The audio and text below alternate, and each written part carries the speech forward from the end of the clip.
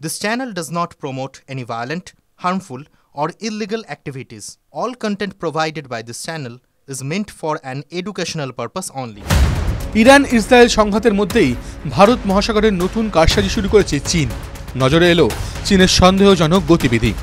পড়শি দেশ থেকে যাতে কোনো বিপদ তৈরি না হয়, নজরদারির জন্য কেরালে এবার বসানো হলো অত্যাধুনিক এবং উচ্চ প্রযুক্তি সম্পন্ন র্যাডার। বিশ্বজুড়ে অস্থির পরিস্থিতির মধ্যেই চীন নানা কৌশলে ভারত মহাসাগরে নিজেদের গতিবিধি অনেকটাই বাড়িয়েছে। তাদের সেই চুপি চুপি বিচরণকে নজরে রাখার জন্য এবার কেরলের কোকিঝাড়ের বেপোর সংলগ্ন চালিয়ামে আধুনিক প্রযুক্তি সম্পন্ন এবং শক্তিশালী র্যাডার বসালো ভারতীয় বায়ুসেনা। প্রতিরক্ষা মন্ত্রী রাজনাথ সিং যখন চীনে প্রতিরক্ষা সংক্রান্ত বৈঠকে সন্ত্রাসবাদ এবং পাকিস্তানের উস্কানি নিয়ে জোরালো আওয়াজ তুলছেন, ঠিক সেই মুহূর্তে ভারত মহাসাগরের উপরে চীনের যুদ্ধ বিমান এবং যুদ্ধজাহাজের কর্মকাণ্ড সন্দেহজনকভাবে বাড়ছে। এই অবস্থায় কোনোভাবেই ভারত মহাসাগরের উপর থেকে নজরদারি ক্ষেত্রে ত্রুটি রাখতে নারাজ ভারতীয় বায়ুসেনা।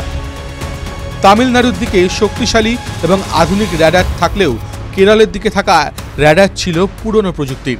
কিন্তু চীনের সন্দেহজনক গতিবিধি ভারতীয় বায়ুসেনার নজরে আসতেই তড়িঘড়ি এই আধুনিক র্যাডার বসানো হলো।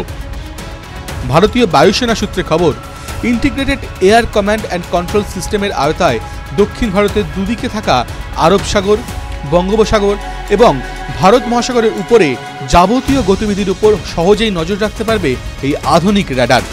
360 ডিগ্রি ব্যবস্থা সম্পন্ন এই র্যাডার এতটাই শক্তিশালী যে সামান্য ছোট নৌকো থেকে বড় যুদ্ধজাহাজ, এমনকি যুদ্ধ বিমানও সহজেই ট্র্যাক করতে পারবে।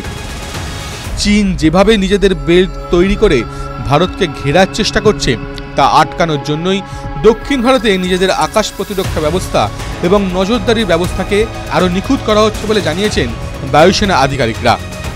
চীন ইতিমধ্যেই পাকিস্তানের গদর এবং শ্রীলঙ্কার হাম্মান্ততা অর্থনৈতিক উন্নয়নের নামে 99 বছরের জন্য লিজ নিয়ে রেখেছে। মূলত অর্থনৈতিক উন্নয়নের নামে এই বন্দরগুলিতে নিজেদের নজরদারির কাজে ব্যবহৃত জাহাজ এবং গুপ্তচর জাহাজ মাঝে মধ্যেই এনে মোতায়েন করছে। কিন্তু চীনের আসল উদ্দেশ্য হল দুটি সাগর এবং একটি মহাসাগরের উপরে সম্পূর্ণ দখল নেওয়া এবং ভারতের ওপর নজরদারি চালানো। সেই কারণেই ভারত ইতিমধ্যেই ভারত মহাসাগর এবং বঙ্গোপসাগরে অত্যাধুনিক এবং ব্রহ্মোস সুপারসনিক মিসাইল ক্ষমতা সম্পন্ন যুদ্ধ জাহাজ এবং ডুবোজাহাজও মোতায়েন করেছে। নজরদারির ক্ষেত্রে র্যাডারের প্রয়োজনীয়তা দীর্ঘদিন ধরেই ছিল। সেই র্যাডার এবার কেরলের মাটিতে বসিয়ে শ্রীলঙ্কার হাম্মান্ততা বন্দর এবং পাকিস্তানের গদর বন্দরকে নিজেদের নজরদারির আওতায় নিয়ে এলো ভারতীয় বায়ুসেনা। TV9 Bangla digital.